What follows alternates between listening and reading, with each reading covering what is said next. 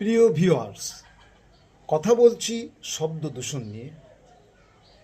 এই যে আমি ক্যামেরার সামনে এখন বসে আছি, এরই মধ্যে ইতিমধ্যে প্রায় 10-12টা গাড়ি গেল। প্রথম হচ্ছে কাঁচা জালের ভ্যান, মাইকে ঘোষণা দিচ্ছে কাঁচা জাল 60 টাকা কেজি, 60 টাকা কেজি।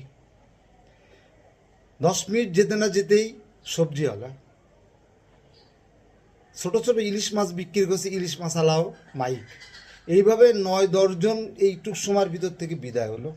আমাদের প্রশাসন নাকে তেল দিয়ে ঘুমিয়ে আছে কিনা জানি না। শব্দ দূষণ মাইকে যে কি পরিমাণে ক্ষতিগ্রস্ত হয় বাসার রুগী, বাড়িতে রুগী আছে, এছাড়া প্রত্যেকটা মানুষের জন্য। আচ্ছা, আগে কি মাইক ছাড়া ব্যবসা হয় নাই? হকাররা কি ব্যবসা করি নাই? সিটি কর্পোরেশনে কারা বাড়ির ট্যাক্স দিয়ে সিটি কর্পোরেশন গ্রহণ করে? ওই হকাররা নাকি বাড়িওয়ালারা?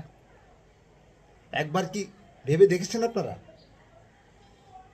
আমি তীব্র প্রতিবাদ জানাই। দীর্ঘদিন ধরে বিভিন্ন জায়গায় লেখালেখি করে আসছি, আপনারা মাইক বন্ধ করুন।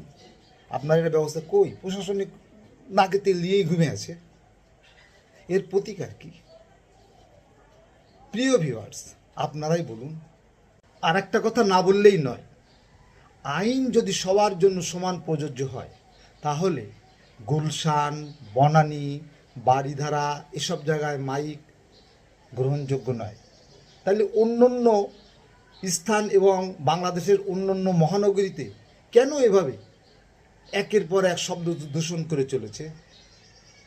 প্রতিবাদ করার কেউ নেই, প্রতিকারেরও কিছু নেই। মাননীয় প্রশাসন একটু ভেবে দেখুন, জনগণকে একটু শান্তিতে থাকতে দিন।